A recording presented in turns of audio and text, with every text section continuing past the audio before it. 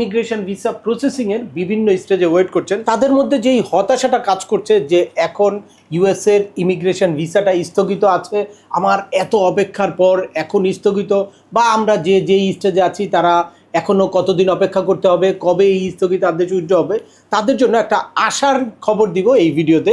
আমরা আশা করছি খুব শীঘ্রই এই ভিসার যেই স্থগিত আদেশ, এই আদেশটা উইথড্র হবে। কারণ হচ্ছে ইউএস এর কংগ্রেসম্যানদের মধ্যে 75 জন কংগ্রেসম্যানের সিগনেচার সম্বলিত একটা চিঠি অলরেডি ইউএস এর স্টেট ডিপার্টমেন্ট এবং হোমল্যান্ড সিকিউরিটিতে পাঠিয়েছে, যেটার মাধ্যমে আসলে তারা সম্পূর্ণ জবাবদিহিতার আওতায় নিয়ে আসছে এই হোমল্যান্ড সিকিউরিটি বা স্টেট ডিপার্টমেন্টকে। তো সেটার কি এফেক্ট পড়তে পারে বা কবে নাগাদ এই ভিসার স্থগিত আদেশ উঠতে পারে, সেটাই আলোচনা করব আজকের এই ভিডিওতে। চলুন শুরু করা যাক। তার আগে বলে নিচ্ছি, যারা আমাদের চ্যানেলে নতুন বা আমাদের চ্যানেলটি এখনো সাবস্ক্রাইব করেননি, please hit the subscribe button.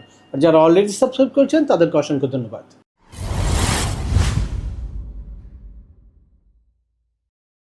Welcome back. আপনাদের সাথে আছে আমি সিম আমিনুল বাহার। আমাদের এই চ্যানেলে ইউএস এর ইমিগ্রেশনের একেবারে I-130 পিটিশন ফাইল করা থেকে শুরু করে ইন্টারভিউ প্রিপারেশন পর্যন্ত huge step by step information আছে। At the same time processing related বিভিন্ন আপডেট আছে। আপনারা যারা যেই টপিক্সে ইন্টারেস্টেড, দয়া করে ওই রিলেটেড সকল ভিডিওগুলো দেখবেন। এরপর ছোটোখাটো প্রশ্ন থাকলে ভিডিওর নিচে কমেন্টস করবেন। আর তারপরেও একান্ত কোনো ব্যক্তিগত পরামর্শ বা আমাদের কোনো সার্ভিস নিতে চাইলে ডিসক্রিপশনে থাকা হোয়াটসঅ্যাপ নম্বরে অ্যাপয়েন্টমেন্ট বুক করে সরাসরি যোগাযোগ করতে পারেন।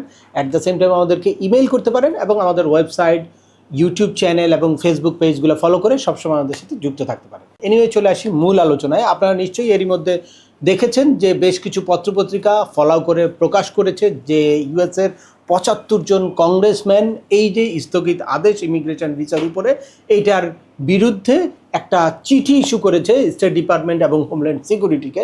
চিঠিতে তাদের উদ্বেগ, উৎকণ্ঠা বা এই ইমিগ্রেশন ভিসা স্থগিত থাকার কারণে কি কি ক্ষতি হচ্ছে বা কিভাবে ইমিগ্রেন্ট পিপলরা সাফারার হচ্ছে সেই ব্যাপারটা তুলে ধরেছে। অ্যাট দ্য সেম টাইম আগামী ফেব্রুয়ারির 20 তারিখের মধ্যে তাদেরকে কিছু ইনফরমেশন বা রিপোর্ট সাবমিট করতে বলা হয়েছে। তার মধ্যে প্রথমেই হচ্ছে প্রুফ অফ জাস্টিফিকেশন চেয়েছে, যে এই যেই স্থগিত আদেশটা দিয়েছে তারা, এটার কি জাস্টিফিকেশন বা কিসের উপর ভিত্তি করে তারা এক্স্যাক্টলি এই ইমিগ্রেশন ভিসা ওভারঅল পজ করলো। 75 কান্ট্রি, বিভিন্ন পিপল যে এই যে পাবলিক চার্জ নিচ্ছে বা ইউএসের সিটিজেনদের ট্যাক্সের টাকাটা তারা যে মানে ইললিগেলি অ্যাবিউজ করছে বা পাবলিক চার্জের সুযোগটা নিচ্ছে, তো এইটা কিসের উপর ভিত্তি করে তারা এই সিদ্ধান্তটা নিয়েছে, এ ব্যাপারে একটা প্রুফ অফ জাস্টিফিকেশন চেয়েছে।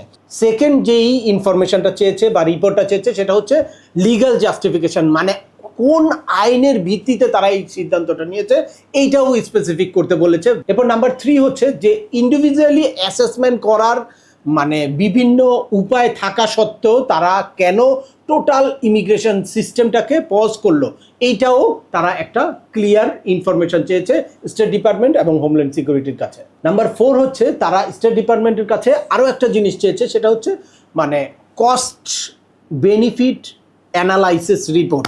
দ্যাটস মিন যে এই সিচুয়েশনে ইমিগ্রেন্টরা আসলে পাবলিক চার্জ নিলে যেই অসুবিধায় পোহাতে হবে বা ইউএসের অর্থনীতিতে যেই এফেক্ট পড়বে, তার থেকে এই যে ইমিগ্রেন্ট পিপলরা আসলে তারা যে ইউএসের অর্থনীতিতে যেই অবদান রাখে, সেটার মধ্যে কোনটা ইউএসের গভর্নমেন্টের জন্য বা ইউএসের জন্য বেনিফিট, এইটার কোনো কস্ট অ্যানালাইসিস তারা করেছে কিনা, করলে সেই রিপোর্টটা তারা দেখতে চেয়েছে। এবং স্টেট ডিপার্টমেন্টের কাছে লাস্ট যেই ইনফরমেশনটা চেয়েছে সেটা হচ্ছে একদম স্পেসিফিক ইনফরমেশন দিতে বলা হয়েছে যে কতদিন লাগবে তাদের এই পলিসি রিভিউ করতে, আর এই পলিসিতে নতুন করে কি কি জিনিস অ্যাড হতে যাচ্ছে। তো যেই জিনিসগুলা অ্যানালাইসিস করতে গেলে বা যেই ইনফরমেশনগুলো দিতে গেলে খুব দ্রুততম সময়ে তাদের ইনফরমেশন দেওয়ার থেকে এই পজটা উইথড্র করা উচিত। কারণ এই 75 কংগ্রেসম্যান স্পষ্ট করে জানিয়ে দিয়েছে যে এটা আসলে আইনগত কোনো বৈধতা নাই বা আইনগতভাবে স্টেট ডিপার্টমেন্ট বা হোমল্যান্ড সিকিউরিটি এই টোটাল ইমিগ্রেশন ব্যবস্থাটাকে স্থগিত করতে পারে না। তারা কোনো জায়গায় রিভিউ করতে পারে বা পলিসি আপডেট করতে পারে, সেটার রাইট দেওয়া আছে, কিন্তু ইউএসএ লতে কোনো জায়গায় তাদেরকে এই রাইট দেওয়া হয় নাই। এইটা কনস্টিটিউশনের বিরোধী একটা ডিসিশন। তো এই সিদ্ধান্ত যদি তারা 20 তারিখের মধ্যে না দেয় বা এই ইনফরমেশনগুলো 20 তারিখের মধ্যে যদি তারা না দেয়, তাহলে আমার মনে হচ্ছে এই কংগ্রেসম্যানরা কোনো ল স্যুট করবে, যেটার মাধ্যমে চ্যালেঞ্জ করে এই স্থগিতাদেশ উইথড্র করার ব্যবস্থা নিবে তারা। সুতরাং আপনারা যারা ইউএসএর family immigration employment based immigration বা অন্যান্য ইমিগ্রেশনের বিভিন্ন স্টেজে ওয়েট করছেন, তারা আপনাদের প্রপার অ্যাকশনগুলো অবশ্যই নিয়ে যাবেন। আপনাদের ডকুমেন্ট কোয়ালিফাই হওয়ার পরে ইন্টারভিউর প্রিপারেশন বা ডকুমেন্ট সাবমিট করা, যারা নতুন করে I-130 I-140 পিটিশন ফাইল করতে চান তারাও তাদের পিটিশনগুলো ফাইল করে যাবেন, এবং যখনই আপনাদের ডকুমেন্ট ফাইলিং ডেট কারেন্ট হবে তখন আপনারা ডকুমেন্ট সাবমিট করবেন এবং ইন্টারভিউ ডেট আসলে ইন্টারভিউর জন্য রেডি হবেন। কিছুতেই আপনারা হতাশায় থাকবেন না, খুব শীঘ্রই আশা করছি এই পজটা কেটে যাবে এবং আপনারা রেগুলার বেসিসে আপনাদের ইন্টারভিউ দিয়ে ভিসা নিতে পারবেন। এর আগে লাস্ট একটা ভিডিওতে আমি দেখিয়েছি আপনারা রিফিউজ হলে কি করবেন বা এই মুহূর্তে কীরকম রিফিউজাল লেটার ইস্যু হচ্ছে। যারা ওই ভিডিওটা দেখেন নাই, আই বাটনে ক্লিক করে অবশ্যই ওই ভিডিওটি দেখে নেবেন। তো আজকের ভিডিওটি আর দীর্ঘায়িত করছি না, আশা করি এই ভিডিও থেকে আপনারা ইউএসএর ইমিগ্রেশন ভিসা পজ সংক্রান্ত একদম লেটেস্ট একটা আপডেট ইনফরমেশন পেয়ে গেছেন, বা কবে এই পজটা উইথড্র হতে পারে সে ব্যাপারেও একটা ধারণা পেয়েছেন। তারপরেও আপনাদের যদি এই সংক্রান্ত কোনো রকম কোনো প্রশ্ন থাকে অবশ্যই আমাকে কমেন্টস করে জানাবেন।